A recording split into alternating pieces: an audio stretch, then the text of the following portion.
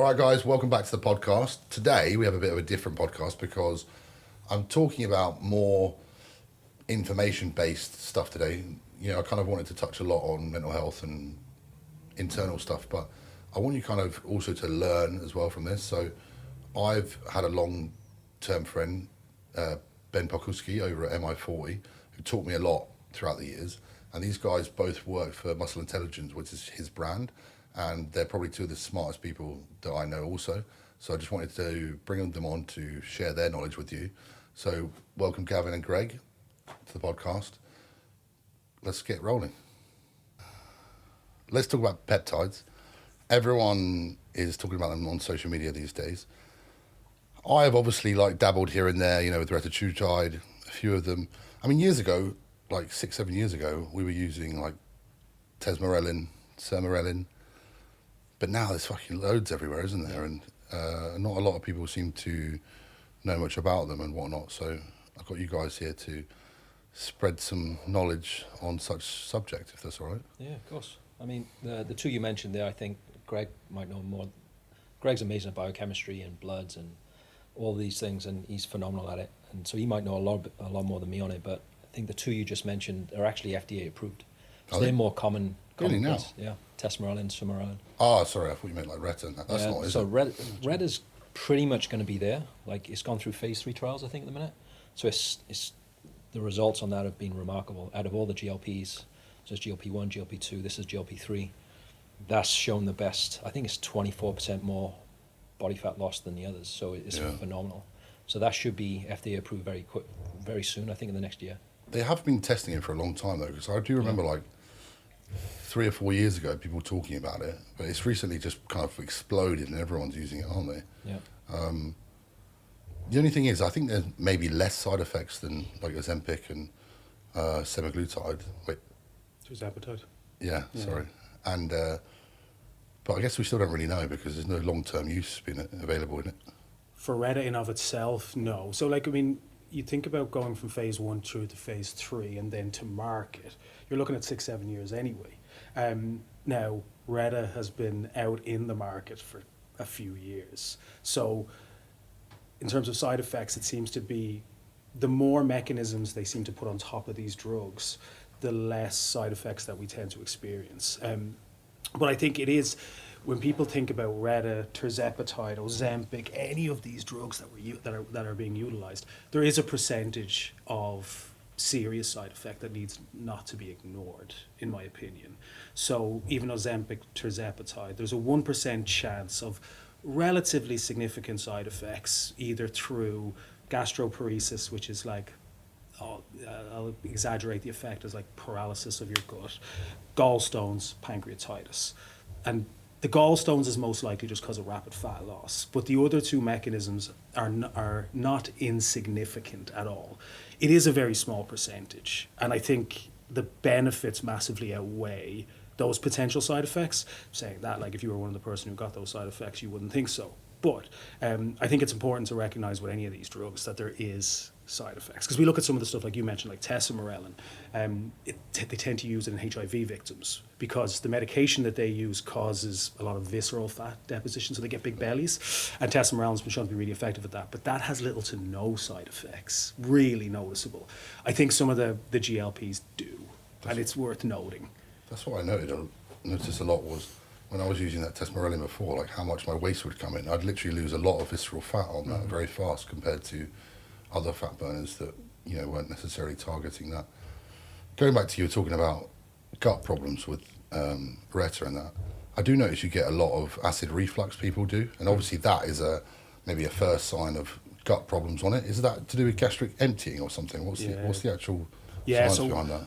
So what GLP-1 does initially, there's lots of different mechanisms of GLP or GLP-1, but one of the major mechanisms is it slows down gastric emptying. So it makes you feel fuller for longer. It has loads of mechanisms in the brain around satiety. It has mechanisms, kidney, liver. There seems to be GLP-1 receptors almost everywhere in the body, which is weird, which we can touch on a little bit later. But it slows down gastric emptying first. So that's why people tend to experience constipation and reflux with it. It tends to be the first side effect. Fairly innocuous. Quite a lot of people get that. Yeah. What about, does it affect like leptin and ghrelin levels at all, or not really?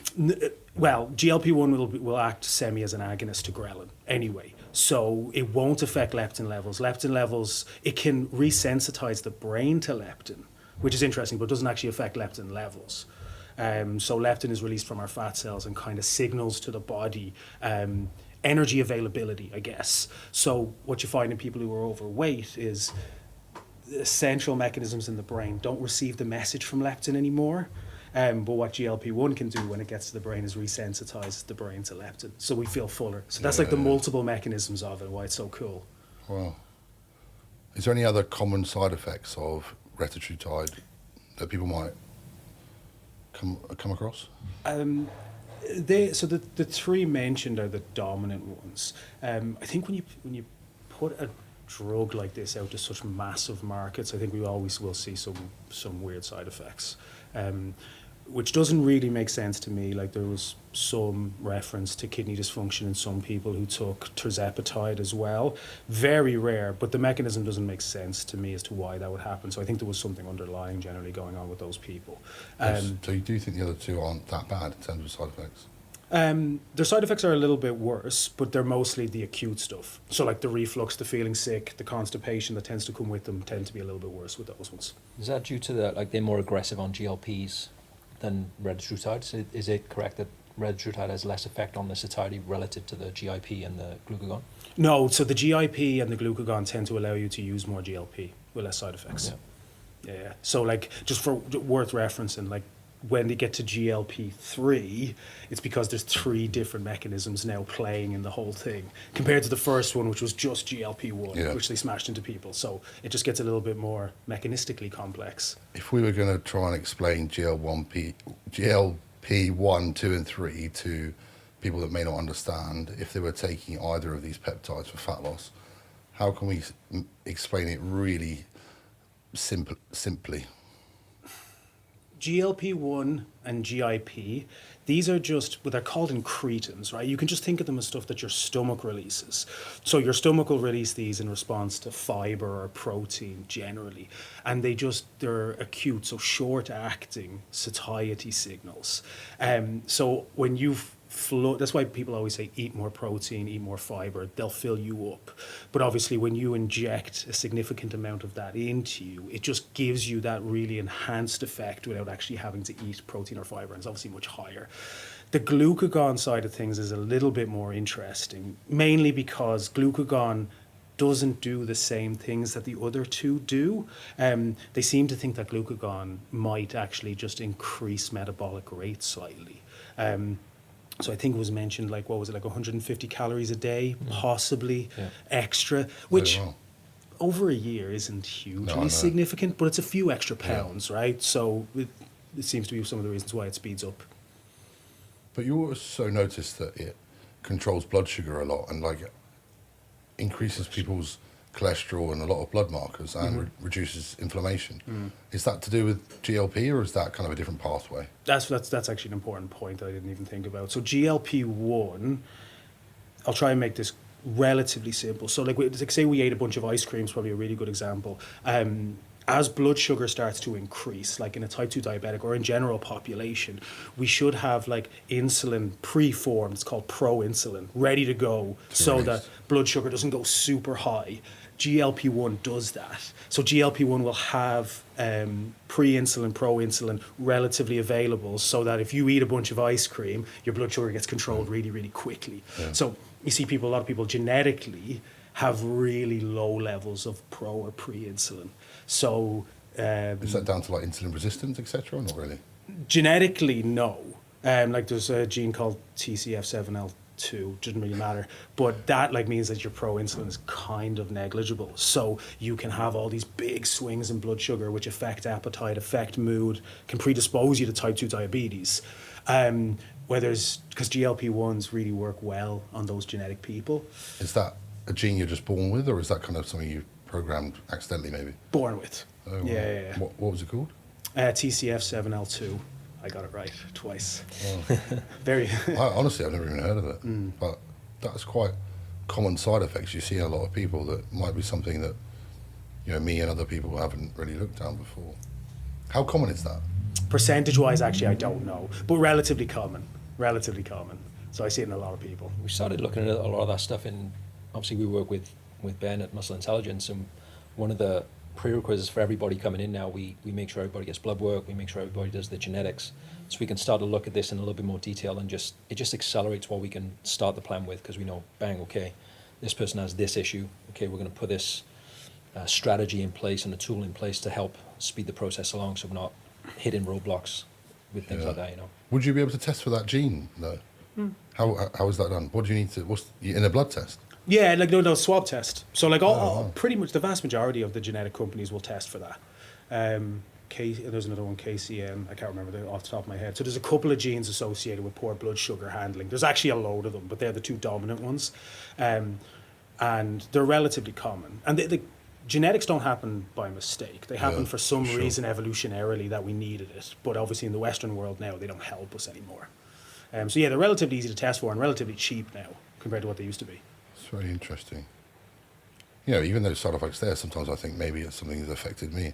Because even just training throughout the years, etc., being a bodybuilder, sometimes half of it can help with insulin resistance and some of it could make it worse. But, recently when I used Reta, if I was to come off of it, I noticed my blood sugar is all over the place. Like I'm going hypo, actually tracking my blood sugar, and it's terrible as soon as I come off it. And I can't seem to work out how that peptides affected it so much, because it's just a mimetic, right? So how's that made such a big difference? Because I was only using like 2 milligrams. But GLP-1 will keep insulin available all the time. So you it's do back to that like pre-insulin. Yeah, so it keeps it available. It's just always available, slowly trickling out when you use something like a GLP-1 or whichever one you use. So it just means that your blood sugar is generally always under control in those circumstances. Now we don't really know yet with GLP-1s what happens mechanistically when we come off. Yeah, that's what I was going to say. Yeah. I wonder if that is if it's helping you produce more of this pro insulin. When you're coming off, are you struggling to create a normal amount, or maybe less than before? It's a really good question. So we don't even you think the appetite suppression effect of it. Oh, it's incredible, isn't it? You stop taking it, you're so starving. But we don't know whether that's because you just lost a bunch of weight, or is it because you actually stopped the GLP-1s? We don't really know that yet, because the weight regain is the exact same as it would be if I gave you a gastric band or you just lost a bunch of weight naturally. So we don't really know yet. It's the last time I checked anyway, we don't really know yet if it's the GLP-1, if the receptors are down-regulating in response to flooding it with loads of GLP-1. So we don't really know that yet. But surely, if you're using it over a length of time, it would improve insulin sensitivity. And then so after you're coming off of it, you'd be a lot more in a better place. You're not a very good example of that, though, in fairness, because you're already lean. Yeah. So it's not marketed for you. No. So if you've got a guy who's 100 pounds overweight and he loses 100 pounds, he's going to be way more insulin sensitive. Yeah, for sure. So I don't think it'll ever be marketed to any of us. So the research is always in obese or type 2 diabetics. Yeah. Well, no, I think, to be honest, I was just using it more of a kind of help me stop eating, because I was trying to not necessarily lose body fat, just kind of not trying to be 160 kilogram bodybuilder Ryan, and just eating like I have for 10 years, just kind of slowing down my food and being able to be all right on 2-3 meals a day. But it does have a massive effect on inflammation. Like when I take it, I do notice I look a lot leaner. Like my abs and midsection water retention is a lot lower, and it definitely controls my blood sugar in terms of how I feel, for sure. So it is quite incredible. Oh, it's an amazing drug. It's an amazing drug, genuinely.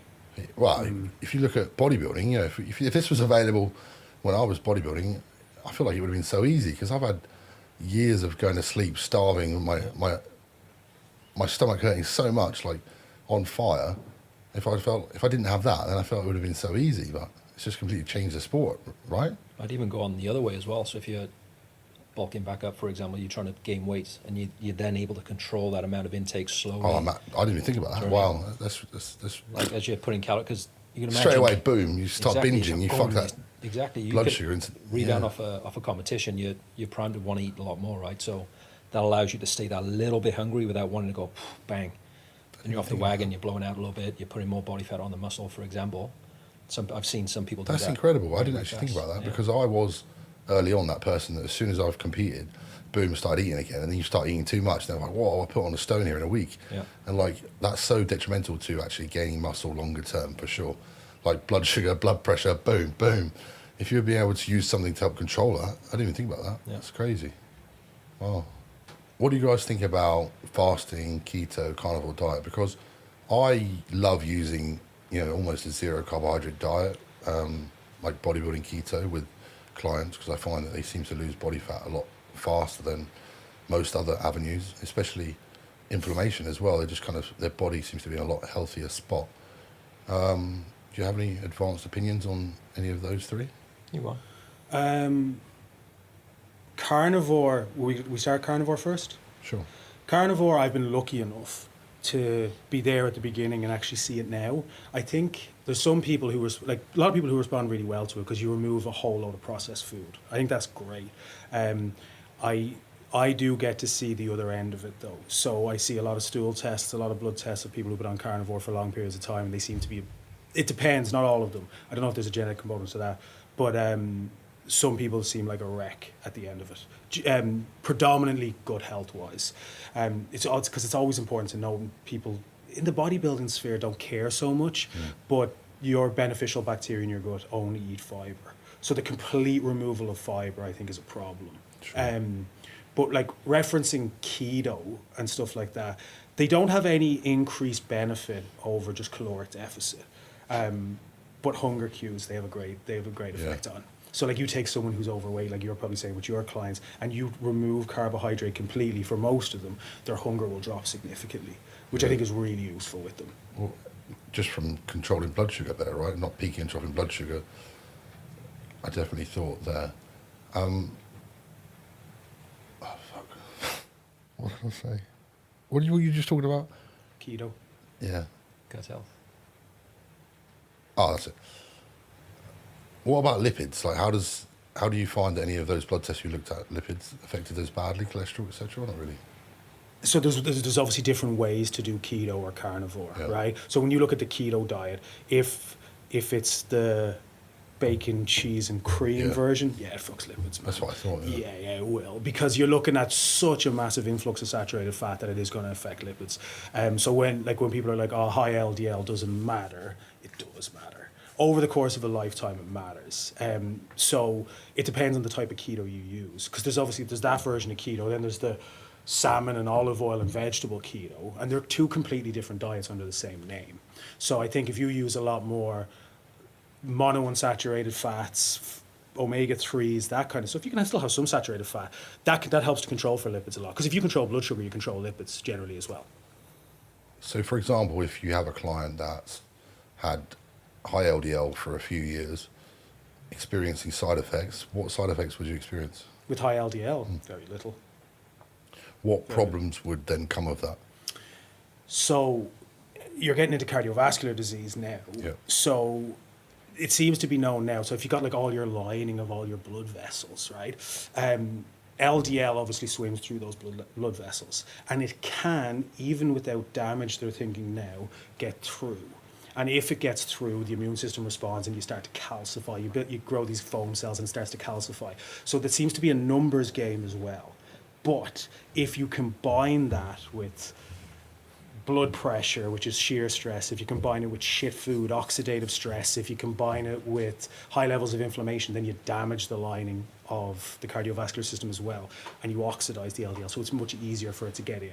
So it's a numbers game, and it's an other mechanisms game as well. So when people are like, oh, my LDL's been high my whole life, it's genetic. It's like, yeah, cool, doesn't mean you can't solve it.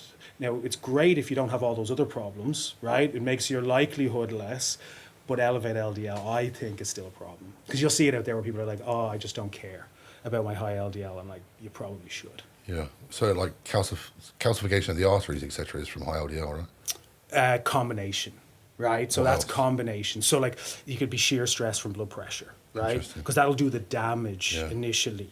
Oxidative stress is a huge one, like through either energy production, bad diet, blood sugar will do it. Can be heavy metal exposure when you get into some of the more nuanced stuff. Gut health can play effects. They find bacteria from your gut actually lodged in the plaque in your cardiovascular system, so it can play a role. Liver health can affect it.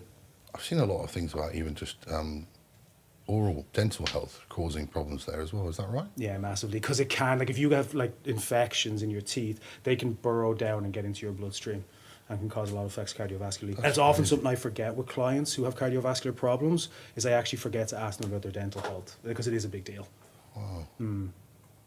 I don't actually remember why, but I remember when my mum started chemotherapy, they were talking about dental health and if she had any current mouth infections. I'm not sure what the actual reason behind that was, but I see a lot of that recently. People are talking about just gums bleeding, etc., causing bacteria within the blood. What about nattokinase? Because doesn't that help with calcification of the arteries? Would that help reduce LDL too, or not really? It does help. It does help lower LDL. It helps with LDL that becomes oxidized as well. So when just LDL getting damaged, right? Nattokinase is the outside of pomegranate juice, which is an interesting one. Really? Is one of the only few supplements that's been shown to mildly reverse cardiac calcification. Wow. It just has to be used in really high dosages for a long period of time. That's what I was going to say. So yeah, nattokinase it's mad. If nattokinase was a drug, every fucker would know about it. Yeah, but Everyone would know about it. because it's not people not making loads of money from it. It's not. Well, statins won't reverse calcification. Any of the drugs that they use won't reverse calcification, but that does. And they did it in over 1,000 Japanese or Chinese, can't remember. And it's the only intervention they did in the study, and they followed them for a year. And some of them had 20 to 30% reduction, which is, if I created that drug, I'd be getting a Nobel Prize. That's crazy. That's how effective it is. That isn't. So can we not make a drug version? You just can't patent it. You can just buy the supplement and take it. But it is very high dose. What sort of dose are you recommending? The study was 12,000 functional units a day. Yeah, So- I'd take 10,000. It's probably not even enough, is it? 12,000 seems to be what was just what was used in that. So they used 12 and 3. 3 didn't do much. 12 seemed to have the effect. Wow. So for anybody who has suffered with, who knows they have calcification, it's normally the number one thing I would say initially. Is there anything else similar that you can use with that for the calcification of the arteries? Or not? Pomegranate juice, man. There was a study Really? like Drinking it as well? 3 decades ago where they used 50 milliliters of palm juice. That's it. Over the space of, I think it was 3, 6, and 9 months, up to a year, excuse me. So it was 3, 6, 9, and 12 months. And and for anyone out there, you can check me on this because I don't exactly remember. But there was like, by the end of it, in some people, 25% reduction in calcification. Wow. Just from pomegranate juice. Yeah. And that's one of those things that's just lost to the archives because nobody cared. Yeah, that is crazy, isn't it? Because even comparing that to blood pressure medications, for example, like I take telmisartan, and a lot of people have been taking it for a while, but it's only become recently more available. I remember going to my GP and saying I wanted this, and she had no clue about it, and I started talking to her saying that it has a good effect on cardiac remodeling, I believe, right, making your heart not grow or effectively smaller than before. Is that true? Telmisartan's not my forte. I don't know. Okay. I don't know. Sure. But that's why. Do you have a view on that? I'll tell him starting now. Well, just even taking it for blood pressure itself, again, it actually starts that conversation about talking about blood pressure, which I wasn't wanting to get onto, is how much it affects down the line, maybe in the moment you don't realise. So for years of bodybuilding, I obviously kind of knew what I was doing, but you kind of subconsciously try to forget about it, kind of bury your head in the sand, trying not to think about it because you want this end goal, right? So things like, I've always had high blood pressure just because I've always been big, and obviously made it worse, bodybuilding, certain things, etc. But maybe 4 or 5 years I've been taking telmisartan. It definitely has made a big difference. But blood pressure itself affecting kidneys, I know you know a lot about kidneys, so can we just maybe share some wealth of knowledge on that? Do you want to start about cardio work? Yeah, cardio work's going to have a massive benefit on blood pressure, and I think it's very underutilized. Like myself personally, coaching men over 35, 40, getting into this stage of life where, they want to optimize muscle mass, and the other thing they forget about is like their VO2 max, which is a huge predictor of longevity, Yeah. And when you can start to really affect their training with improved cardiovascular benefits, yes, it's going to affect blood pressure, but it can actually, what I've seen personally, help them increase their muscle mass over time, because now you've improved their recoverability, improved their recoverability, not even between sessions and things, but like in between sets. So now you can start Yeah, to put more push work on training them if harder. you need it. Like you can push harder in the weight room. So we do it stage by stage. Like, what's your biggest limiter? Like, if your blood pressure is your biggest limiter, and we can assess all these things, there's no way I'm not going to address that first to allow the outcome later on. So we have to make sure we can like line up the wheels on a car, make sure it's driving in the right place effectively. Then we can go fast. Because if someone's coming in with high blood pressure and I just put the foot down straight away, you're going to crash pretty quick, For sure. right? That's like, I remember always Ben said to me about, you've got an accelerator, brake, you can come Yeah. off the gas, you can kind of, you haven't just got to be flat out accelerate, flat out brake. But mainly that's high intensity cardio, right? Affecting that VO2 max, or But I would say both, right? Really? So yeah. So even so, I've worked personally to get my resting heart rate lower. So if we think about VO2 max, you want your resting heart rate as low as possible, or low as we can, and then you want to have the ability to go peak as high as you can. So the bigger difference between those two, the bigger VO2 max you have. So if I've got a low resting heart low, rate, low, high, high, yeah, that's what I thought. right? So if I got that peak and I can go there, but I've got a low resting heart rate, it's going to take me longer to reach that point of glucose metabolism and really start to push that lever. So I've got way more work capacity before I get there. Does that make sense? No, of course. And then obviously you're working the capillaries around the whole body, so you open up the vascular network. So all of a sudden now your blood flow is a lot better, you can recover faster. And that typically is going to be around the zone 2. I've even gone to zone 1.5, something like that, and working around, it's boring as hell. Like, No, it can be is very, very interesting. boring. This is what some people want to listen to. But like you have to work around that 90 beats per minute. Like put something on your headphones, wherever it's going to be, and just stay in that zone for a while. And if you're preempting that, so it's like a prep before the prep. You're prepping for a prep, Yeah. right? So if you can do that, and you set your system up really, really well, you can push really, really hard towards when you need to get there. You know. So in terms of VO2 max and getting all the blood pressure down and so on, working on that 1.5 to 2, the zone 2 area, across the week is very, very beneficial. It's like you look at a lot of for example, the Tour de France cyclists, like they can go, like, Yeah. but they do a lot of work in the For 1.5 to 2 for a lot of the week, and then they can push on the peaks when they need to. So I just sort of started taking that. So there are times through the week where we will push the high intensity, excuse me, but I use it in a way where we might bookend it.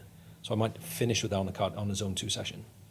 So if I want to optimize fat loss, if we think about utilizing fat in a session, if I start with high intensity work and then try and finish light, okay, I might have mobilized a lot of stuff there, but if my lactate's high, I'm not utilizing it. And the only way I'm going to know if my lactate's dropped enough if I'm doing lactate breaking it into the session, like nobody's doing that in the weight room, or in the gym, sorry. So I would typically start with like 30, 40 minutes zone 2, and at the end I'm using like wattages to hit peak power towards the end of the session. It's like 8 to 12 minutes at the end, bang, go. That reminds, you got to talk about a funny story here of doing Wingates with Ben, trying to improve body. Yeah. Are you using Wingates still or not? People don't even know what they are.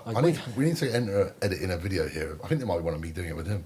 Yeah, they're It's brutal, so hard, man. man. People don't even know what it is. There's not a lot of bikes in gyms like that now, No, like I with the know. wing gates. Like you could potentially do it with like a bike where you're starting very high and then just drop the level so you can keep that intensity up. But it's You've super never hard. felt a burn, a quad burn, lactate build up like that in your life, have you? It's Have you, horrendous. have you been doing them as well? Never done a Wingate now. Oh, God. No, thank you. You must have done them, right? Yeah, I've done one. Yeah, I don't want to do it again. This is horrendous. Mate, the pump you get off of that is Yeah. nuts. Yeah. So one test we do with clients coming in, it's mainly aerobic power and max aerobic speed. So it's called a MAS test, so max aerobic speed. The test was done by a strength coach called Dan Baker, who basically trained field athletes. Right. And he would do it around a field. So then he could measure how much distance you need to do for X amount of time, you recover for X amount of distance, and he would do that for his field athletes. So we actually use that for people inside a gym. So we can use this on an assault bike, we can use it on a watt bike, and so forth. But basically it's a 5-minute test. You warm up, a good 10-minute warm up, wherever it is. You set your timer for 5 minutes. But you need something that measures watts. And you go out the traps for 5 minutes. Like you go as much as you can, like keep that watts as high as possible for 5 minutes. And all we do is measure the average. And based off that average, I can now calculate percentages of peak recovery over whatever how many intervals I need. but I typically do it over 4-minute periods, and then I take 4 minutes off, and I do another 4 minutes. Well, so you're talking 4 minutes solid out the traps as hard as you So can. the test is 5 minutes, and then when I do the actual training to improve it, I do 4-minute total. So they're doing like 15 on, 15 off, 20 on, 20 off, whatever it's going to be. So I'm using more aerobic power development timings, so work to rest ratios. So the total time of the interval sessions with on and off times is over 4 minutes. So when you look at I think it was a Norwegian study, the fastest way they improved VO2 max was 4 minutes on, 4 minutes off, 4 times. And they did that 4 times a week. That was the fastest way they've seen improvements in VO2 max. Wow. So you Doing think like a Wingate bike or what? it's just max work for 4 minutes. So How would you replicate that in the gym for most people? so on the bike, whatever peak you can maintain for that 4 minutes. And it's going to change over time, the fitter you get and so on, so your power can go up. But the way I can do it is intervals now. So you think the fitness ability to keep that up is very tough. So the way I try and do it, and I give them the watts specifically so they focus on the watts rather than the pain. Because it's tough. So like if you've got a target to go It's for, going down. it's like, yeah. So like you all you focus on is the watt. I've got to keep that watt there. I've got to keep that. It's only 20 seconds. I can do it. Bang, bang, bang. So they focus on the time and the wattages, and it allows them to stay in the zone. And all of a sudden you've done 20 seconds on, 20 seconds off, 6 rounds. That's 4 minutes. Yeah. When you take a 4-minute break, boom, you go in again. So I would do that at the end of the 30-minute zone 2. Make sense? And then you do that twice a week, twice a week to start with, and you can build and build and build. And typically I'll retest that every 4 to 6 weeks. And on average, I'll see, on the mass test, I'll see minimum of 50 watts increase in 4 to 6 weeks. So you're improving their wattage output. It sounds like a lot. So then indirectly, how much do you think that could improve someone's blood pressure? Well, massively. Like you're working the cardiovascular system hard, right? So if you think... Also, a lot of these older men you're prioritising have probably never reached this maximum output ever in their life. Exactly. Do they? Yep. Yeah, people who aren't training regularly or doing anything are not used to this level of intensity anywhere in their life. Yeah. So just being exposed to it straight away and then continuing. It might take a bit of time for some people to get there. It's like some people might not even be able to output for 5 minutes. Yeah, So okay, let's just work on zone 2, get your fitness up, get your resting heart rate down a little bit. Then we'll test in 6 to 8 weeks. Then we'll try the test then. It's crazy, really. It's like, you were running back to that. Remember, I see that video in Dr. Human when he was like that long inhalation, and then until it makes you choke, and then that sharp one in again, and then breathing out really slowly. That actually genuinely feels like it resets, like some sort of relaxation. It's powerful, crazy. yeah. Because I remember even doing box breathing with Ben years ago. That's like, it's really difficult to do, but that whole breath work is massive, and it's becoming more and more and more. But it has been around for quite a long time now. Just people don't realise how important it is. It's huge, man. Me It's being huge. one of them. I do know, but it's actually like executing that. Yeah, I agree. I agree with Ben. I honestly think it's one of the most underutilized training modalities for performance. Do you think your limit is going to be the ability to handle carbon dioxide? Absolutely. So that carbon dioxide is the trigger to breathe. So if you've got a low tolerance to carbon dioxide, you're constantly And you can't trying to train breathe, hard. and you can't train. No. Like you're going to hit your peak pretty quick. Yeah.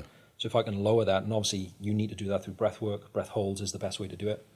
So you can incorporate those strategies. Actually, it's a funny Even story. that VO2 max test itself is probably helping that a lot, wasn't it? Yeah, 100%. It's a funny story. That was probably the way I met Ben was breath holds. Really? I was meant to meet Ben 2018, just after my wife got breast cancer. I was in Florida. I didn't end up getting there to MI40.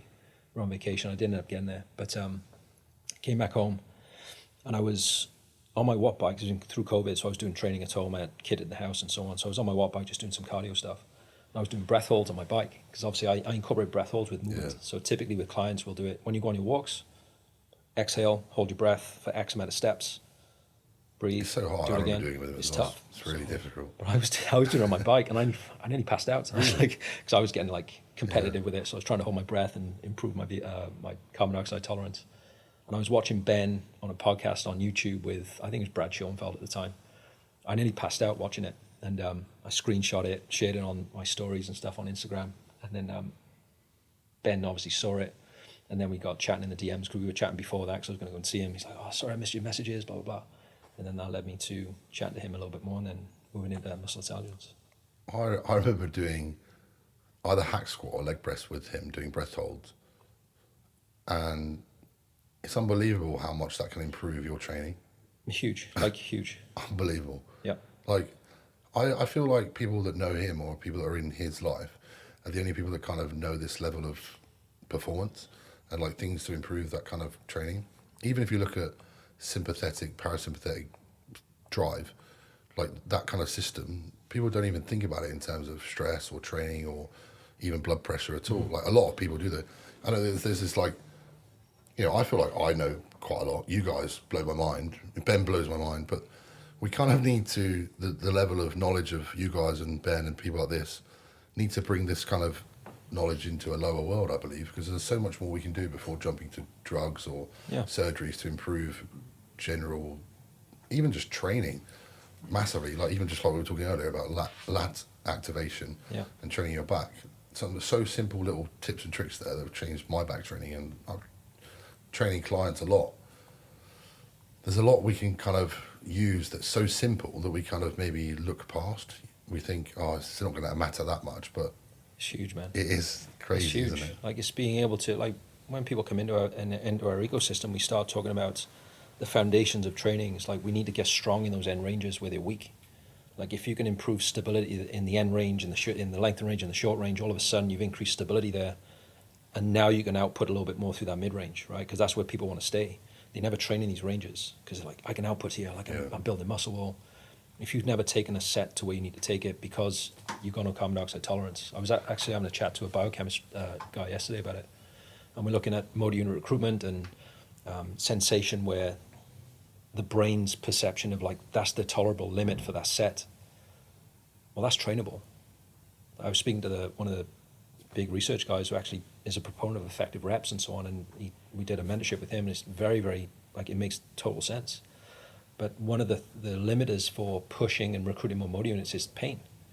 So if you don't train that pain threat, my question was, well, if it's pain, can I train it? He's like, yeah, it's trainable.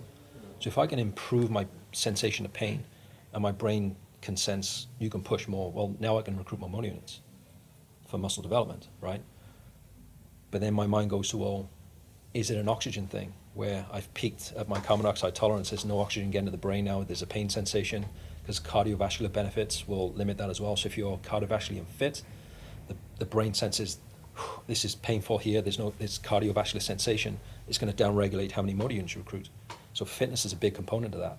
Carbon dioxide tolerance is a big component of that. So if you don't train it, how are you going to push beyond what you're capable of? And when you, like, you know, you train with Ben yourself, like you got way more reps than you even think you can do.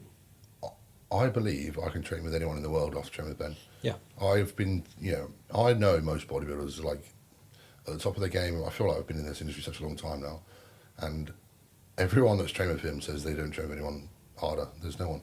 Even now, like he's not eating, training or anything, and he's still just like out of this world. Yeah, it's mate. unbelievable. I remember one thing he really, really, really implemented in my brain was owning that bottom inch of everything, Yeah. like that stability of exercise and the end range, shortened range, lengthened range, like you're saying, and just learning to control the movement. I saw your video about training. Hey bro, I want to grow my chest. And a lot of people would look at kind of the wrong exercise, and they don't look at your actual structure and, you know, training your upper back and being able to improve that distance. Yeah. And again, so it's something I know, obviously we know, but a lot of people don't understand that, and it's crazy how, you know, when you're looking at something to fix something, but you're actually looking in totally the wrong direction. Yeah. And I'm thinking, oh, how do I get a good upper chest? I need to train this angle of the upper sternum. And I'm like, no, bro, you need to learn how to train your rear delts and like your upper rhomboids first. And it's not right. I'm like, trust me. Yeah. You know, it's crazy, isn't it? Do you think somebody, like, I think that I know the video you were talking about where I emphasize, well, what does your structure look like? Because if you've got a shallow rib cage, and typically let's say they're trying to work their upper chest, when you actually look at the path of motion that they're going on and the leverage, the muscle best leverage to do that with somebody with a shallow chest, typically the angle they do is a 45-degree bench press. That's the standard, right? But you look at somebody with a shallow rib cage, 9 times out of 10 when I watch people, they're using the anterior delts and their delts. There's no, or there might be some, but like very minimal leverage on the upper pecs. Whereas you take somebody with that shallow rib cage, you put them on a flat bench, all of a sudden they can use their upper pecs. Yeah. And then obviously you got somebody that could have a good structure and a good rib cage, but they're so unstable because they're like this. they actually need to work their low traps and get stable there so they can stabilize and actually output. It's like, you know as well as anybody, the more unstable you are on the shoulders, you ain't pushing. Like, it's like trying to fire a cannon from a boat, isn't it? You Yeah, need that stability. exactly. It's something that I always go on about. And it's, again, even like, if I know I have a big rib cage, if I'm training with someone who doesn't, we're like both, you know, for example, doing like an incline bench press or something, I'm like, this for me is shoulders. And they're like, what do you mean? I'm like, this is a totally different exercise. It is for me, for you. Yeah. And that level of, you know, execution of exercise, again, like I was saying, it's just not available because most people think, oh, I need to do a really high incline chest press for this. I'm like, actually, even if you notice, I found over the years of training that a really, not to say a really narrow, but a closer elbow path, closer to my body, allowed me to contract my upper chest a lot more than like wider out. And see people think, I need to press up here, you know, elbows really wide to be able to contract this upper chest. And I'm like, for me, when I'm teaching people or doing it myself, it's totally wrong. What do you think about that? It's very individual, man. Like, Yeah. this is why, like, especially when we get the guys coming to our ego, so I explained to you earlier, their first assessment, they have to send us videos. Like, I have to see them because I can remove probably 70% of what you're doing through the week to optimize exactly what you need right now. So you save time, you save volume, you save stuff you can't even recover from. Because it's essentially what they're trying to do now is just like hit 3 different exercises for the same body part because, like, if I do enough, it's going to grow, and it could. But what if I can maximize one exercise? Well, straight away I've reduced the volume down massively. You're going to recover way more, which means I can push you harder on the stuff that you need to get really good at.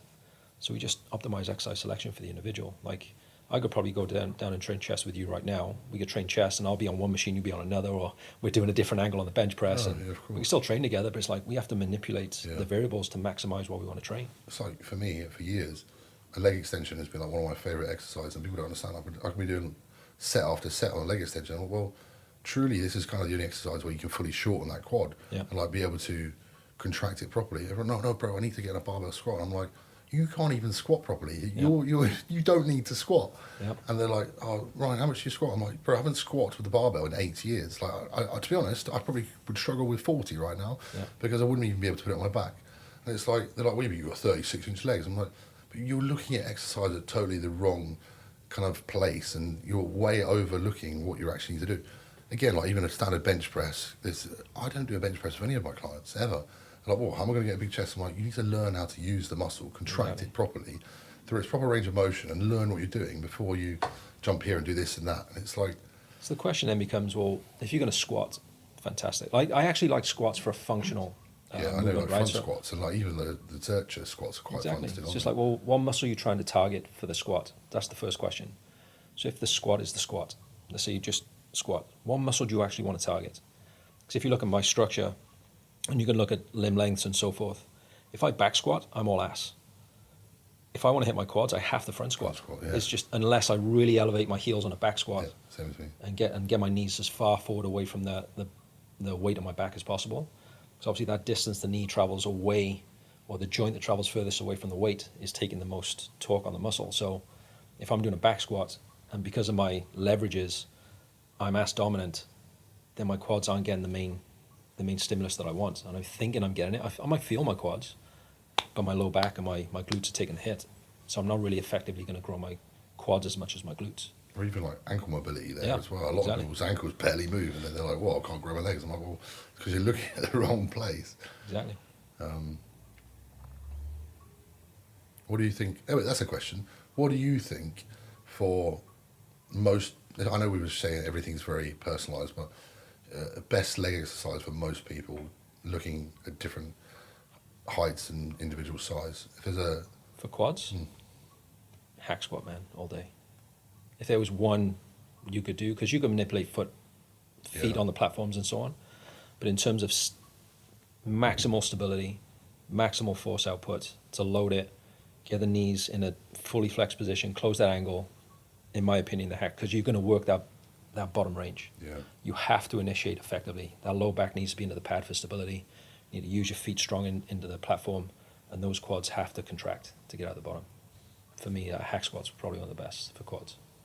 But then also with recommending that, you have to teach people how to do it properly, because as soon as they're bouncing Yeah. out the holes, you might as well not bother. And that goes For back sure, to it's owning that and bottom inch, first, that first inch has to be Like control. again with the pendulum, that's like I see people on there putting 6-7 plates on here, like doing it. I'm like, and, you know, in here everyone's like, Ryan, why are you only doing 2? I'm like, have you tried doing 2 properly? You know, like realistically controlling it and actually using the exercise properly. Like, oh well, no, I need to go to a different gym so I put more weight on the machine. I'm like, Yeah. bro, you've got no clue. So you go, man. So you I go know. most of the time. But it's the question is, are you trying to actually improve, or are you trying to what is the reason of training? Because ultimately, muscle growth is that adaptation to a stress, right? You need to Yeah. try and stress it and make things difficult. You're trying to make it easy here, Yeah. so why would you not want to make it more difficult? That's the mindset shift though, because like there's progressive overload which you need. Like it has to have a novel stimulus, but if that stimulus is going elsewhere, I'm not growing the muscle I want to grow. So it's locking in and making sure you're owning every inch of the rep. That first inch for sure, you need that novel stimulus. But if they're not training the muscle they think they're training, it's absolutely pointless. I remember like one sentence Ben would always say was, "You go in the gym, like how much do you bench, bro?" He's like, "I don't care, my pecs are bigger than yours." Like, because you know. That's great. If the goal is Honestly, muscle it's great, isn't it, hypertrophy, right? it's essentially getting the muscle as big as possible. Doesn't matter on the load. As long as the load's progressing or the tension progress that you're trying to stimulate, that novel stimulus is progressing, you're going to get bigger. Yeah. Do you have something to talk about now? That was a tangent on blood pressure, wasn't What was the time for blood Oh, wait, we didn't finish the blood pressure thing about you. it? Yeah. Yeah, we can touch on like the kidney function and stuff. Yeah, if let's you go. want How do you think medically, supplementally, food-wise, we can affect blood pressure? Is there anything in terms of like current bodybuilders or bodybuilders that maybe left the kind of bodybuilding life that they could be doing to improve blood pressure? So it depends. So like when you get guys, it gets messier when people get into polypharmacy, right? So when there's just testosterone involved, you can kind of think, okay, mechanistically I know what's going on there. We can try and influence it. When you start getting into like multiple different drugs and polypharmacy, it can become more difficult. But because I know you touched on like whether like kidney function, the sheer force of blood pressure, because the kidneys have to filter so much blood daily, that sheer force just beats the shit out of the kidneys, and it's why we tend to see in bodybuilders relatively significant kidney dysfunction. The kidneys by themselves, they're outside of the brain or the heart, are the most energy demanding organs in the body. So massively important, and they tend to be neglected because they're not as fancy as the liver because they don't grow back in a traditional sense. So there's a few different ways to look at it.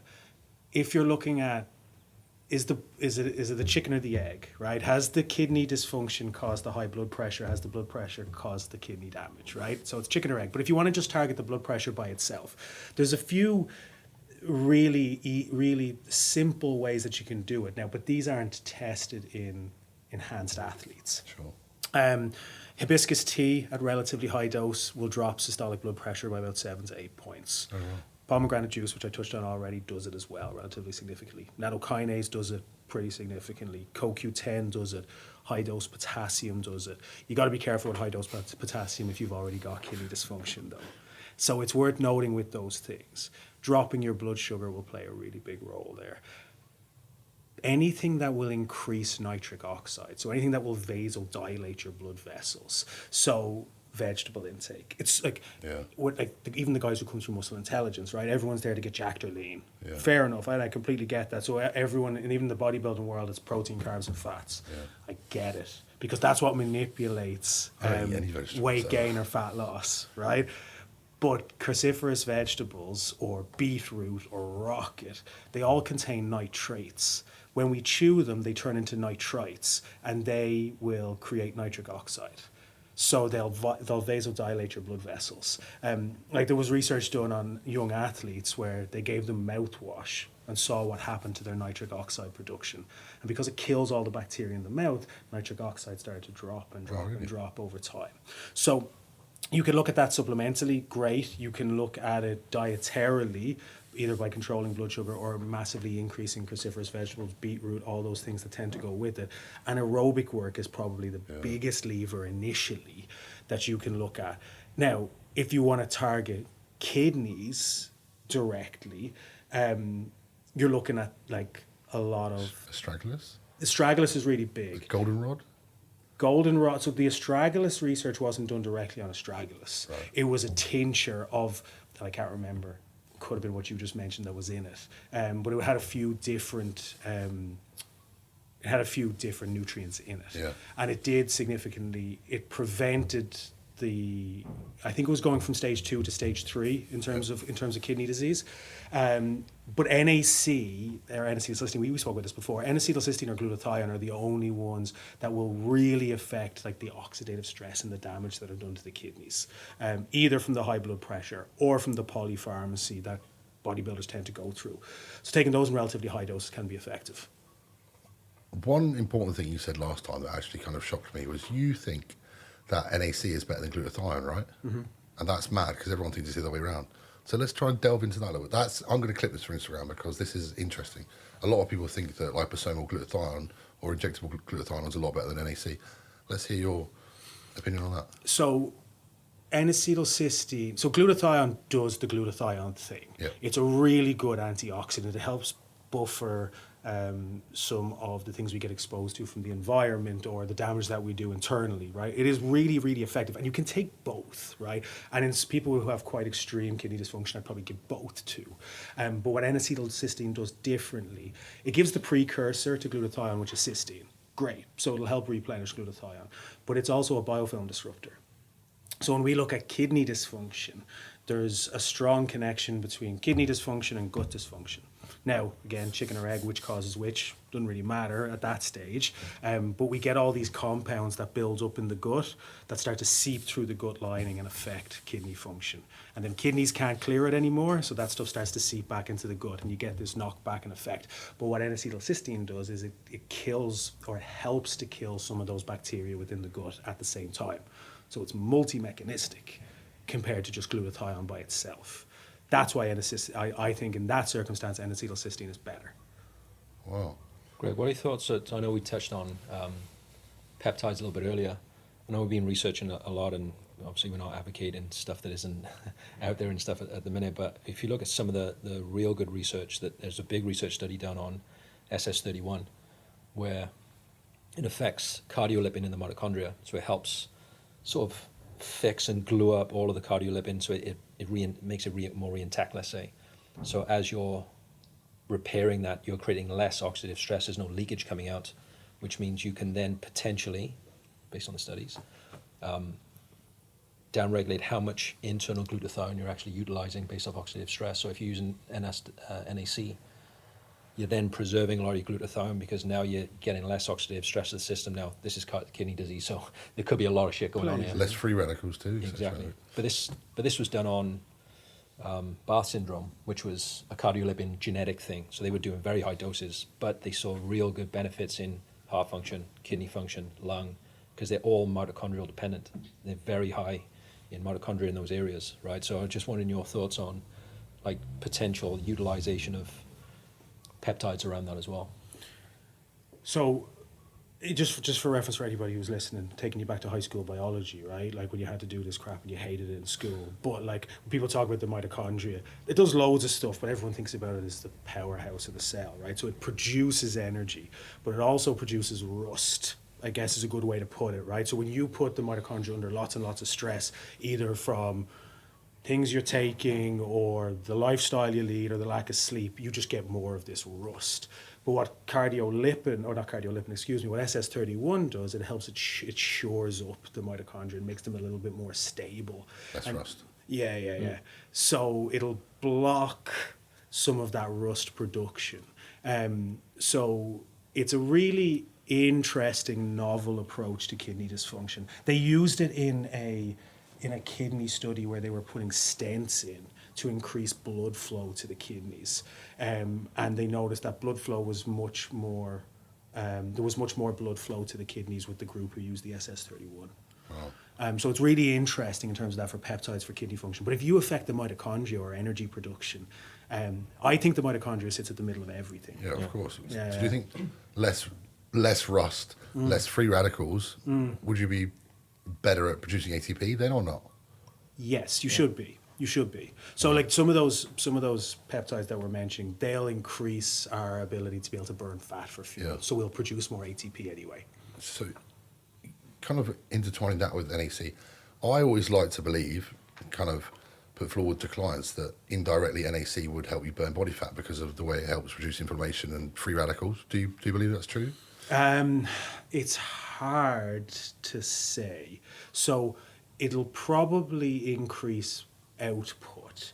Now, if you gave a bunch of people a bunch of NAC and did nothing else in lifestyle, it probably won't have any effect. That's the difficulty of studying any of this stuff for fat loss. If they were living like a bodybuilding kind of fat loss lifestyle, yeah, reducing, increasing recovery, etc. Would you think about, like, the way I like to think about those kind of things where people say like antioxidants for fat loss or an anti-inflammatory for fat loss? If you lower inflammation in somebody, they're more inclined to take the action they should take, or they're more inclined to move more. So in a knock-on effect, it will affect fat loss. Yeah, that's the kind of the way I thought about it as well. Yeah. I feel like when you're kind of trying to add up 0.5%, 1% here to get like the ultimate fat loss program, I do feel like where I've kind of used it before and haven't, seems to make a big difference in people. Well, like, you look at me, so like kidney dysfunction my whole life, right? Genetically, I use N-acetylcysteine every single day without... How much do you take?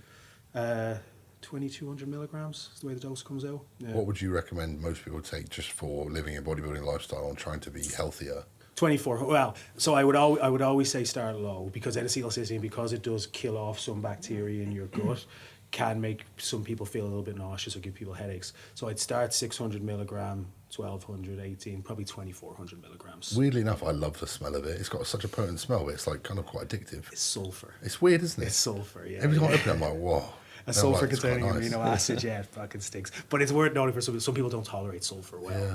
So it's worth noting. If it makes you feel really sick, it's probably because you don't tolerate sulfur very well. Do you know much about how ox bile affects like acid reflux and stuff like that, or not really? Unless it's bile reflux. So what ox bile will do really well, especially in bodybuilders, right? So bodybuilders, because they take a lot of testosterone generally, will increase red blood cell production, which is fine, which is kind of what you want from it, but that gets broken down into bile. So if you have lots and lots of that happening, you tend to have thickening of your bile in your gallbladder.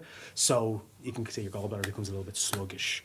And it kind of doesn't, people kind of wonder, because it doesn't really make sense. Why would I take more bile on top of that? But it helps to thin the bile. It does. So then you start to, so you probably don't end up with acid reflux. It massively works. I've used it before. Yeah. And also, like, gallbladder dysfunction can be associated with all the other gut dysfunction, because you get one mechanism in there that's broken, it tends to affect everything else anyway. So that's why people use, like, bodybuilders always use TUDCA, right? Yeah. Which is just what's the amino acid attached to TUDCA? Starts with a T. Come on. Taurine, very good. So it's just a taurine-based synthetic version of ox bile, and it works really well at controlling liver dysfunction and gallbladder dysfunction in bodybuilders. Do you not think the ox bile is better though? Not necessarily, because I think you add the taurine to it. So taurine by itself helps with bile flow. So like, I think when you add both together, it tends to be a little bit better. Because UDCA is like the without the taurine, thank you. Is they use that? Is that actually a such thing? They use it I pharmaceutically. didn't even know that. They use it pharmaceutically because it does work for thinning bile, and it can, in certain circumstances, get rid of gallstones. So I would normally use TUDCA with most clients. Do you like glutamine for gut health? Do you think it has a big impact on that? And what directly does glutamine do to the gut? Glutamine is one of the major fuel sources of your gut lining. So if we're going to talk about bodybuilders, whether you talk about middle-aged women, whatever that is, a lot of people have gut dysfunction these days. And a lot of people, I look at a lot of stool tests, a lot of people have leaky gut or intestinal permeability.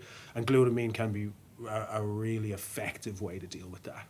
It does work quite well, but it has to be taken at relatively high dosages. Because I, over years, noticed that if I took glutamine with a pre-workout, it never affected me. I always used to get problems like pre-workouts in terms of, obviously from the stimulants affecting my hunger, but normally a little bit like an acid reflux kind of upset stomach. If I was to include glutamine daily and actually take it again with the pre-workout, I never had any problems, stomach problems with pre-workouts. That's interesting though, because that can be exercise-induced permeability. So do you ever see, who's the female long-distance runner, the real famous British one who shot herself while she was running? Paula Radcliffe. Yeah. That's exercise-induced leaky gut. Yeah. So if you do lots and lots of exercise, it actually does break down your gut lining. So like colostrum or glutamine have been shown to be effective at stopping that. Oh, wow. Colostrum mostly in that has been studied for that. So that could be what it, because I'm sure you did like a lot of really, really intense work, and a lot of cardio, I assume, as well. No, of course, yeah. So it could have been just the amount of work that you were doing.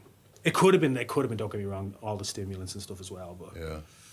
That's again, that, a lot of pre-workouts getting so many different compounds inside of them. A lot of people, trying to gain weight and they're pre-workout, but then they're messing up the digestive system and they can't eat because they're kind of so stimulated. And it's kind of looking the wrong way again, isn't it? Goes back to the training signal, doesn't it? Get the training signal right, less volume, less stimulants. Let's talk about this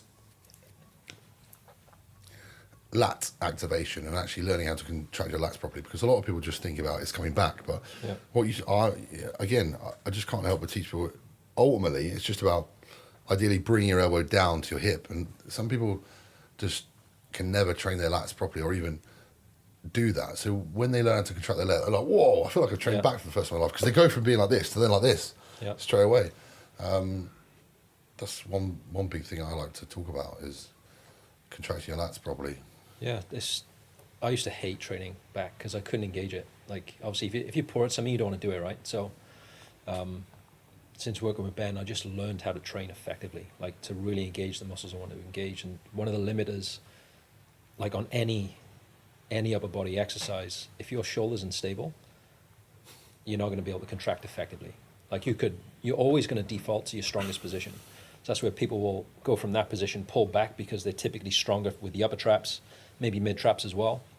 So they'll always default by doing this. So the internal moment arm actually shortens, and then they're just going to pull backwards and down rather than just down. Yeah. So the lats depress. So in that position, all I'm thinking of is, well, what's going to help me stabilize in this position? And typically it's the serratus, because now my serratus has to be short to allow the protraction of my scapula and be stable in that position and isolated there. Well, now if I can spend time there and I'm stable enough to hold it for the serratus, all I've got to do is just, boom, pull straight down. And you have to remember, nothing moves in a straight line in the body. It's always an arc. The joints move in an arc.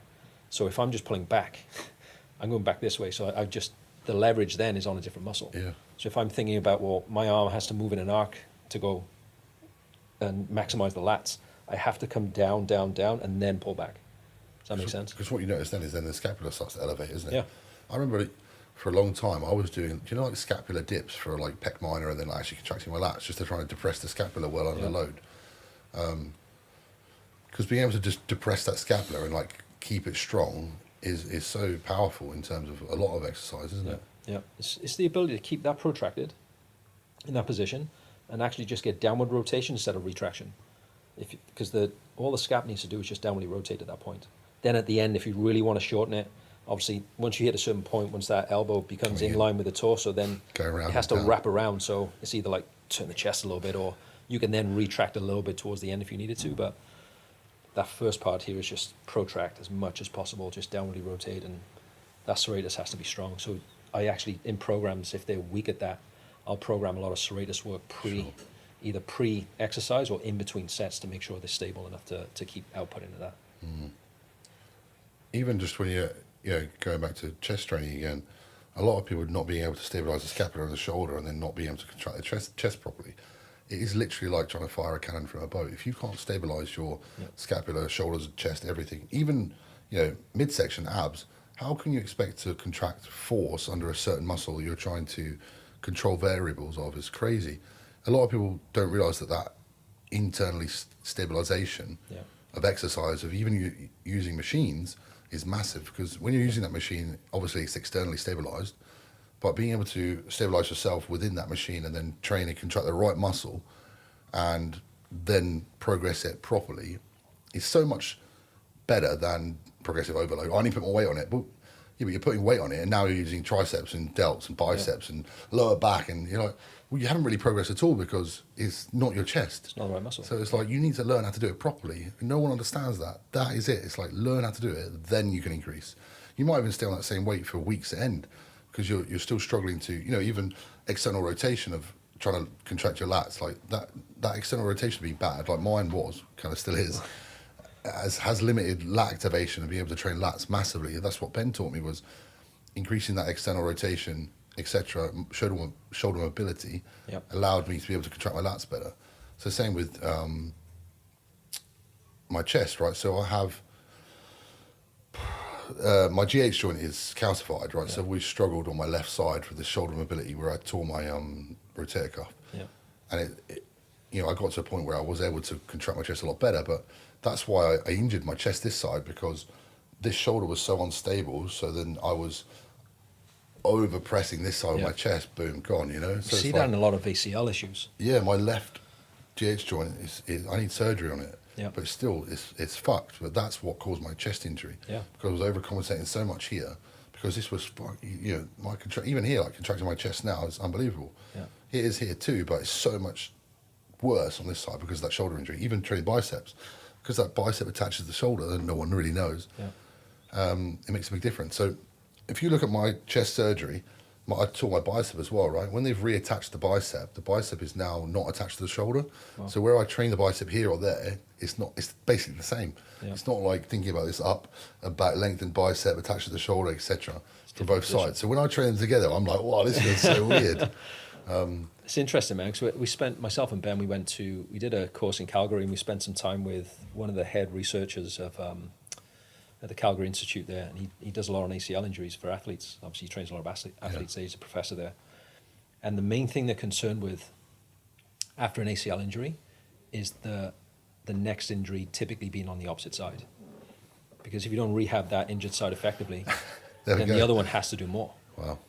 Right, so they're looking at a lot of the strength training around that and making sure this one, the strong side, doesn't take up as much slack as that one's catching up, right? So it's really interesting. We did a lot of like jump tests. They obviously put me through it. Ben didn't do it, so I'm doing on these like boxes. I'm jumping up and down. They're checking because they attach nodes to my my quads, my hamstrings, so they could see if I'm obviously jumping and contracting, what's happening as I decelerate, which ones are overactive, and so forth. They put me in this big machine which overload you in the eccentric compared to the concentric, so that every rep gets heavier and heavier. I was like, That's cool. but they're watching the co-contraction between both muscles and seeing which one can stabilize or switch off at the right time, and that can predetermine, okay, you're primed for an ACL injury, do this. That's crazy. It's incredible. So like going back to that, if you're injured on one side and the other one's picking up the slack, all of a sudden that's doing more and more and more. It's getting fatigued, it's overuse, boom, and then bang.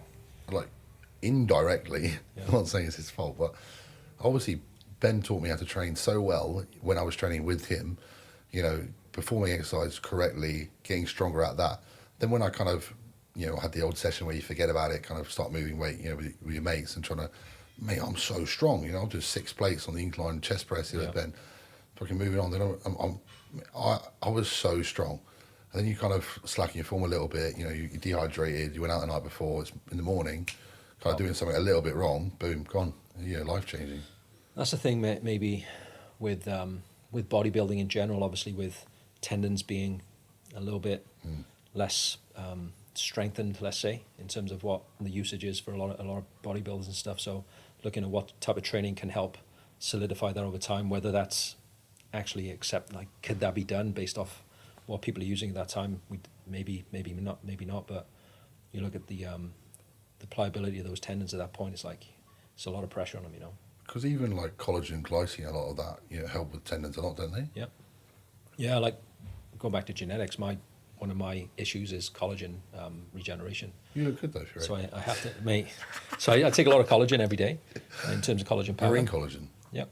What is there a specific one you think is really good? So me and Ben make chocolate eggs a lot. So we do like egg whites, eggs, and I'll put chocolate collagen powder over the top. So Oh. it tastes a little bit easier and easier way to get protein in, but I'll use it that way. Does he still put that in MCT oil in his coffee? Yeah. yeah. I've used a lot of GHK. Yeah. GHK copper peptide. So I use that quite a bit. Do you think GHK can obviously repair and help tendons, but if you didn't have an injury, would GHK, BBC, TB500 kind of bring your tendon strength level to a higher level, or not really? I think it's Is it more about repair? I think it's more repair. I think you have to send a signal. So I think it's a training stimulus as well. Sure. So it has to be, if you want that tendon to get stronger, you have to train it to get stronger. Trying to get blood in there. It's going to be limited blood flow, but if you look at anything with tendon strength, you have to get it to a high level of load. Yeah. So 4, 6, 7 reps or so on, or just around that 4 to 5 maybe. But it has to be enough that you're getting lots of lateral force transmission through the tendon. You've got it's that eccentric component you have to decelerate. So you're giving the tendon or the structure itself that signal. You have to get stronger. So by default, it's going to lay down the fibers and the collagen it needs. But if I've got a genetic predisposition that I'm inefficient at that, I need to make sure that I supplement with that type of stuff as well. So I can do the training, but if I'm not replenishing it, then it's going to be an issue. That, what you said there, is exactly why athletes like footballers, etc., need to kind of do resistance training, because that help on the tendon. Yeah. Is it pliability? Is that the right word? Yeah, a bit of both. So you have to have the strength. So it's in plyometrics. There's a point. I forget the name of it now, but that point of when you decelerate and then contract out, it has to have that pliability to do that. Now, how do you get them to that level to be able to do that? You have to have years of strength training to be able to decelerate and accelerate, right? So, like, if you're going to train somebody with true plyometrics, I was S&C coach of a football team, and footballers are amazing, but like these were the weakest humans I've ever seen in my life. Like, there's no way I could do plyometrics on them. Wow. They would be so sore just from just like adding plyometrics into the training, because they just can't tolerate that type of training. No, for sure. So you have to think they run every day. There's a lot of eccentric force that they're going through those joints. So if I just add plyometrics on top of that without preparing the body to handle it, they're going to break fast. So it's that years of strength training to get them to that level. So I'd want them to, for example, at least bodyweight squats, like to be able to start even introducing low-level plyometrics. Do you struggle with that? Yeah, oh yeah. What? Like I was just teaching them the split squat, man. Like it was bad. Split squats though is stability, and footballers probably should be good at stability, isn't it? They're like hip, pelvis strengths, and we're pretty good with those sort of people. Yeah. Well, do you remember that? I've forgotten the actual name of it. That Golgi tendon organ reflex. Was it called? GTOs, the Golgi tendon organs. Oh, it was right. Yeah, I think about it. You're hitting the patella and the knee flexion, isn't it? Extension. Oh. Have you got any client stories that are quite wacky? I don't really. Give me a second, I'll think of a few. My son's a good one. Like my boy's 12 and he wants to learn how to train. I mean, that's good, really, isn't it? It's phenomenal. But like you look at where he's researching that type of stuff, where they have access on iPads and they're watching YouTube, and like the question, like, Dad, this guy's saying he's 18 or 19, he's using testosterone. Is that good? I'm like, whoa, like this is, and you watch their form on exercise and so on, and it's. So he's trying to learn and get strong as obviously he watches me in the gym, and he wants to emulate some things that I do. Like kids, our sons are sponges, right? They want to, that's my dad, I want to go and do things with my dad, So it's just, he's open to that type of stuff as well. He likes to take advice and he'll just apply it. Like he'll go in on his own then and just train. Like that's awesome. He's really, really good. But it's getting him to put the brake on a little bit and not output and control. So the first thing I tell him to do is just slow everything down. So if I, like, for example, if I'm going to teach, my daughter was playing the piano, right? She's learning how to play the piano. So as she's learning, there's no way she's going to learn how to play the piano just by going, doom, do it like one at a time, really slow it down, really, and I just take that into training. So if I'm teaching him how to squat, I want to make sure his pelvis is controlled. I'm making sure he's owning the bottom. I'm like, well, go down for 5 seconds. Hold it for a couple of seconds at the bottom, come back up for 5 seconds, really feel what muscles should be working, control your pelvis, control your knees, and we just start there. Own everything, make sure you're controlled, and all of a sudden, as he gets better, and we don't need to increase the load, we just increase his heel wedge a little bit, put the knees forward a touch more, control that a little bit more, come back, put the weight back up now a little bit more, So we just spend time in positions, and that's all I do with clients. Like, start with time, then increase the range of motion you're going to own. So be it heels elevated on the squat, own that extra range, because that's essentially more load, torque on the muscle without putting load on the bar. Without putting weight on it. Then you come back and add load. So I've increased time and distance first before any load goes on the bar, because now I'm controlling every inch of the range of motion, and I'm confident you can now add the load by 5-10% and just own it. That's something I always do, is the speed of slowing everything down. When training everyone's rushing their reps. It's like, literally do 5 reps. Just take the time to do 5 reps. You would do 20, and it's going back to what you said about chest development, for example. Like you can lock into a machine and you're way more stable But if you don't understand how to contract that muscle, because what it typically people just think A to B, boom, Always. up and down. That's what all people think. But the pec doesn't do that. I know. The pec is this comes across there. That's it. It just comes across. It's an adduction movement. So I can go up and down, and all of a sudden my scapula comes off the bench, and now there's less tension in my pec. So yes, keeping it there is good, but if I don't think about this coming across here, I haven't maximized the potential of my chest. I've never even used it, let alone maximised Exactly, it. Come right. on. You'll stimulate a little bit for I sure, know. but it's like, do I want to stimulate it or do I want to train it? I know. You know. But with your son, that's like perfect because you've got a human there that's like hasn't got loads of bad habits, and it's like getting into training. You're like boom, boom, boom. You can perfect those basics. Mate, I told him when he was not young. basics, the things that we know that people don't from the get go. Can you imagine? That's so exciting. Yeah, mate, I Imagine how many years you'd skip. I know. I'm telling It's you, like, wild. Yeah, if I knew half the shit I knew now, or even like 4 years ago when I was that's what I said. 15. So I said to my wife, my wife's like, Jeez. oh, he really wants. He's getting in the gym. I'm like, I could turn him into a beast, Yeah, like an he's absolute. going to be bigger than you in 2 years. Yeah, I'm telling you. But he'll go, man. Like I'll see him in like a Sunday. His football's cancelled on a Sunday or whatever. He'll go into the gym. He'll come in. He's like, Dad, I did some bicep curls today. I'm like, oh, brilliant, son. How many did you do? He's like, well, I did about 100 reps, but the first 25, I was using 6 kilo dumbbells, and then I just put the weight up to 8s, and I finished on 8s, and I just kept going until I did 100. I'm like, And then he's like, yeah, I've been doing breath holds while standing on one leg, while doing a split squat at the same Exactly. time. And he's just, honestly, you could make him unbeatable. Maybe that's my thing with Leo. yeah. But it's just teaching him the things that I've learned along the way, so it just helps prepare him for stuff, right? So one thing I've done with my kids is teach them breath work. Like Really? Yeah.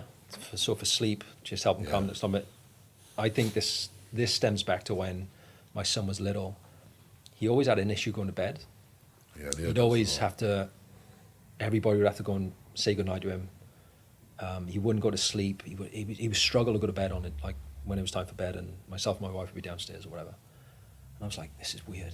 But I remember there was one event when my wife went out shopping. It was like 8 o'clock at night. She was like, I gotta go out, I gotta get a few bits. So she was out, and I was cooking steak in the kitchen. So I like shut the door, extract the fan on, I'm cooking steak, and I'm cooking away, and so my daughter's shouting at the top of so my daughter's older than my son. My daughter's shouting at the top of the stairs. I open the door, I'm like, everything okay? It's like, Gabriel's crying. So we're upstairs. So he was calling for us, and there's nobody there. Yeah. Nobody's answering him. So that was the panic every time you go to bed. Trauma, for So sure. exactly, so he thinks, my mum and dad are gone, they've left me.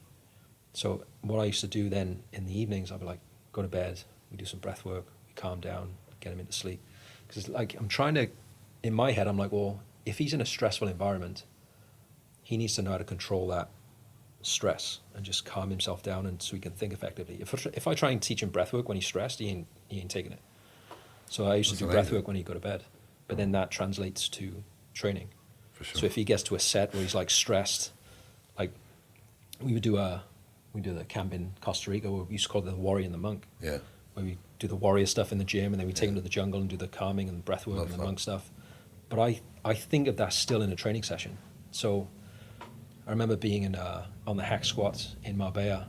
Me and Ben were training with Dorian, and like he annihilated me on the hack squat. Like I went to a place I didn't think I could go. But at the top, like they're going, one more. You'd imagine Dorian just went, one more. Yeah. One more. I'm thinking, I'm done. You get to the top, he's like, one more. And I'm like, in that moment, I'm so stressed, but all I could do was, Breathe, breath work. Yeah, for sure. boom, go again. Yeah. So staying calm in that chaos, like how can I do that? It's breath work. I've literally done that for years. It's like you're going all out, big set. I'm cranking on Beyonce and closing my eyes and breathing, and they're like, everyone's like, why are you putting heavy metal on and getting amped up? And I'm like, because this is a time for focus and perfection, not a time to be crazy. Yeah. So if I put on crazy music, it amps me up even more. I need to be like, Zen. I'm like about to do a hack squat, my arms closed, my eyes closed, with 7 plates on just there. calm it down. And people are thinking, what are you doing? I'm like, this is way better. So yes, so for me, it's just like passing on things to my son, and like if he wants to go down that route, great. I'm going to support you to do whatever you want to do. But whatever I can pass on to you to make that easier for you, we're going to get it done. So I think breath work, teaching yourself how to regulate emotions and things like that. Like some days I can't regulate them, so I'm expecting my son to do it. So it's just supporting him on that. But I think breath work's been a big key to that, showing them that they are capable more than what they think of. than they think they are. It's important. So even with Leo, he's never worn normal shoes. He's been wearing Vivos his whole life because for me, my ankle mobility and my foot strength was always a very poor setback for me.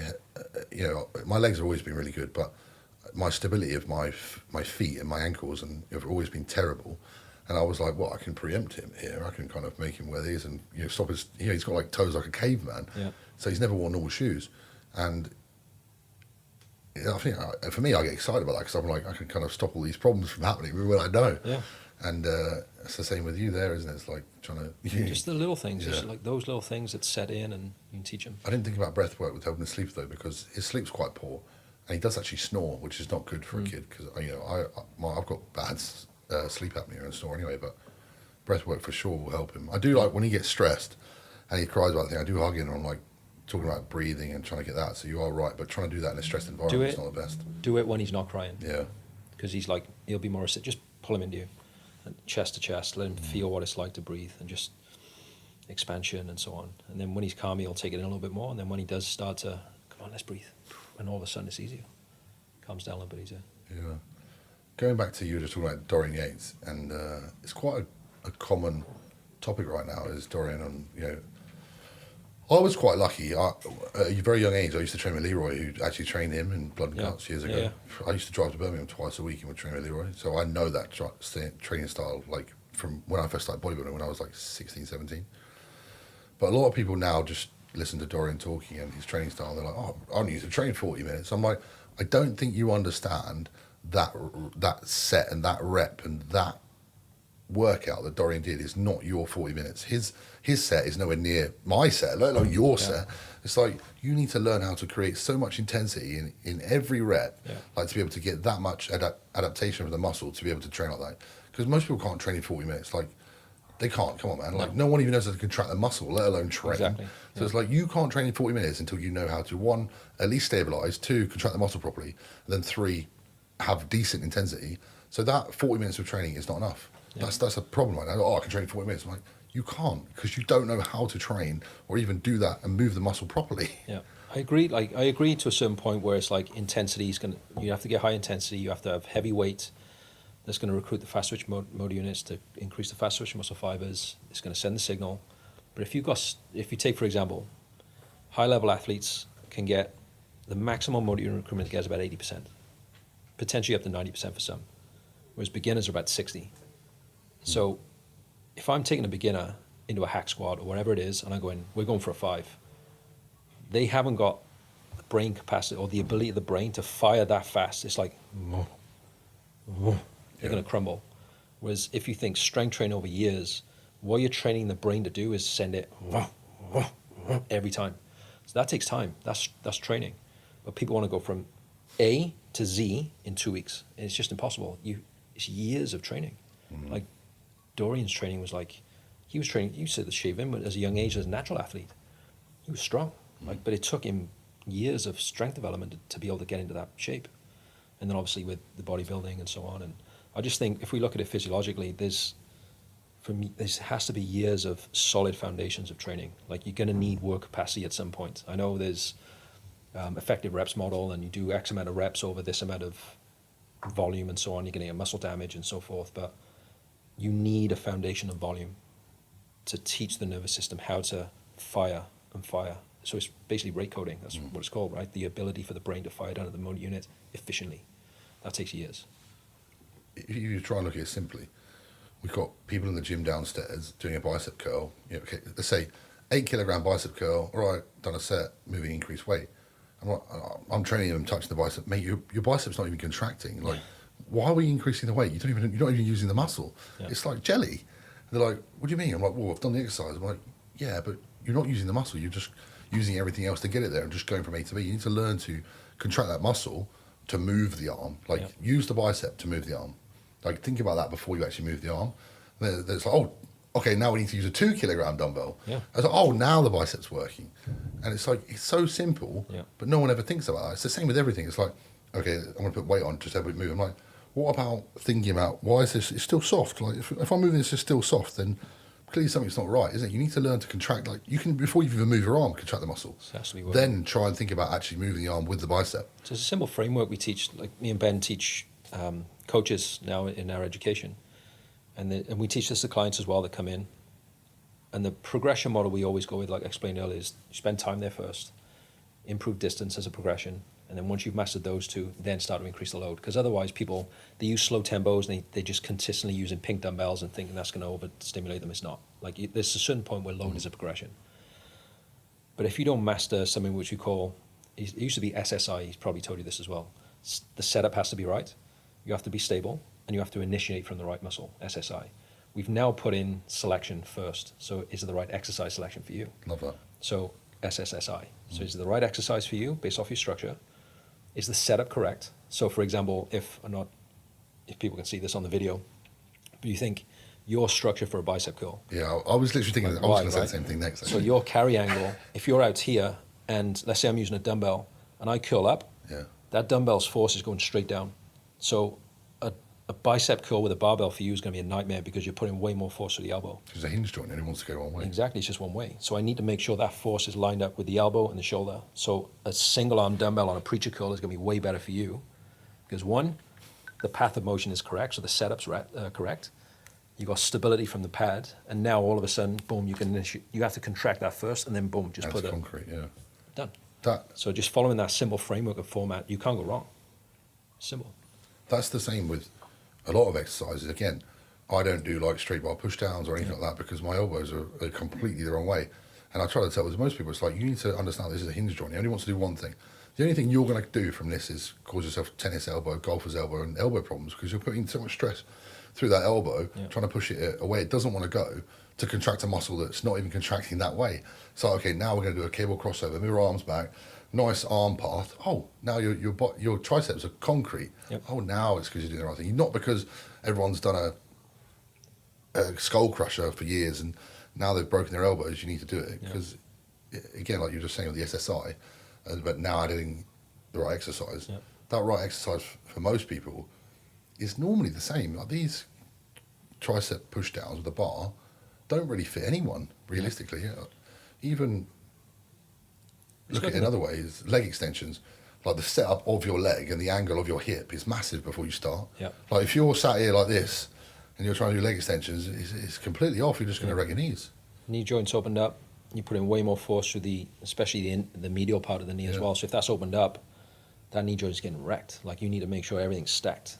So the other thing we talk about, like a simple framework, is path and profile. So it's the path of motion of that weight going exactly directly through that muscle to create that tension. If it's not, like with that knee joint opened up, that's not going through the muscle, that's going through the knee joint. So the path of motion is inefficient. So you need to make sure that's right.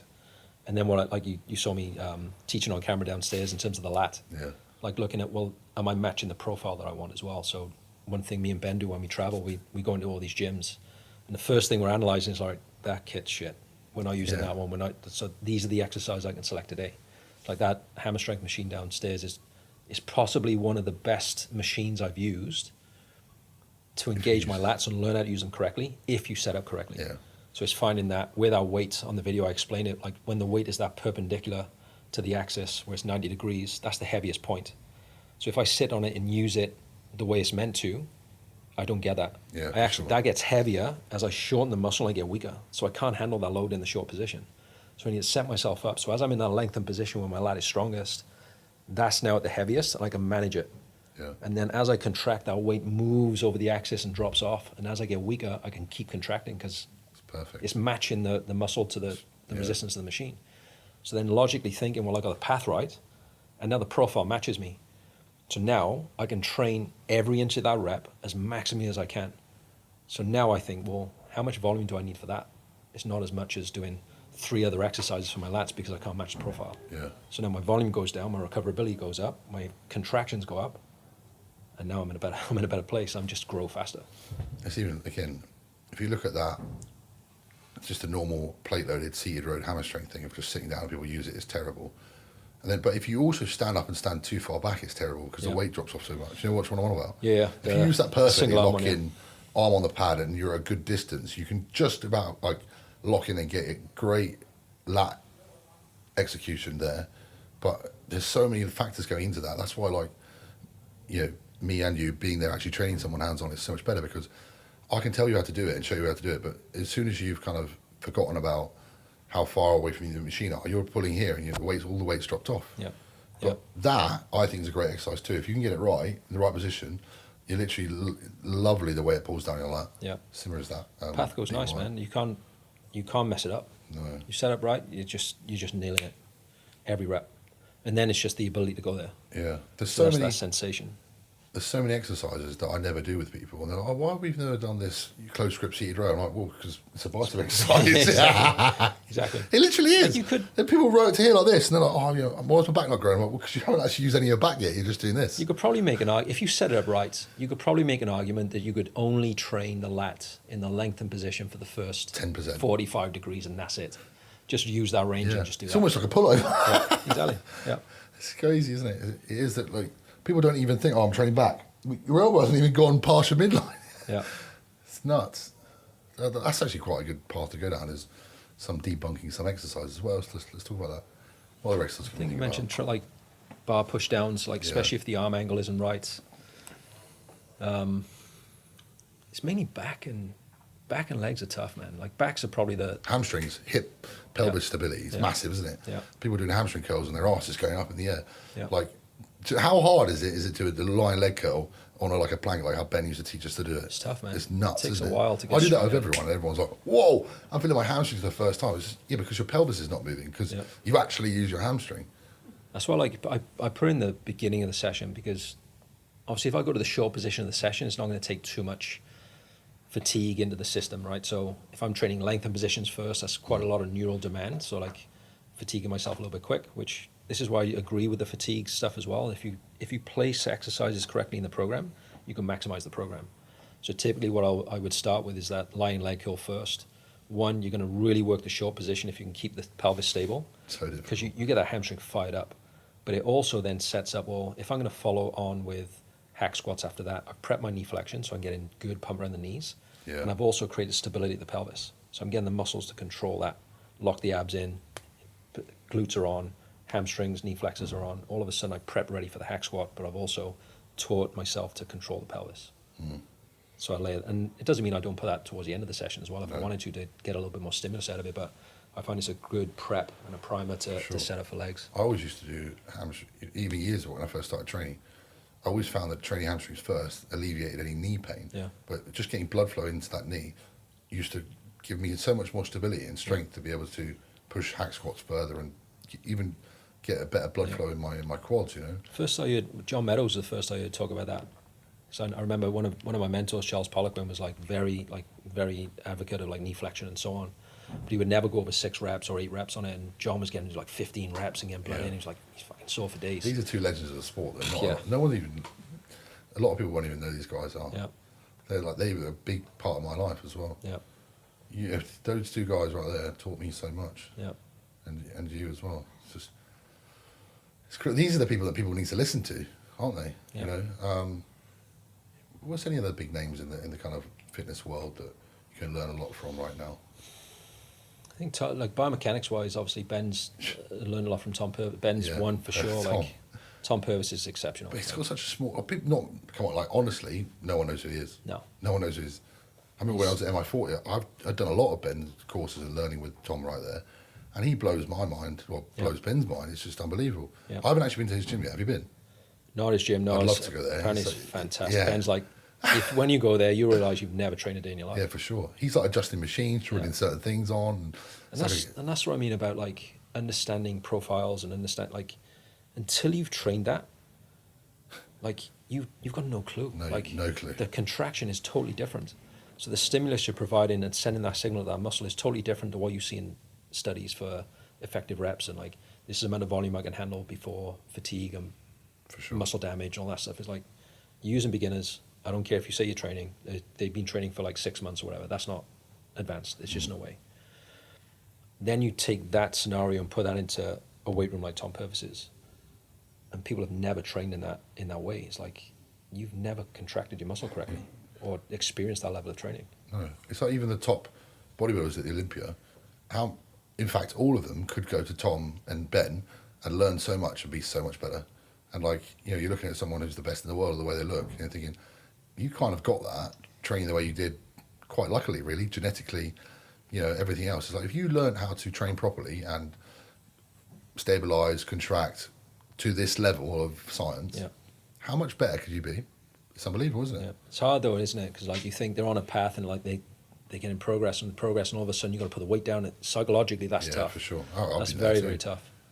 So it is one of those catch-22 scenarios, you know. So thank you guys very much for coming. Anytime, Can we man. do a handshake on that? No Yes, we problem. can.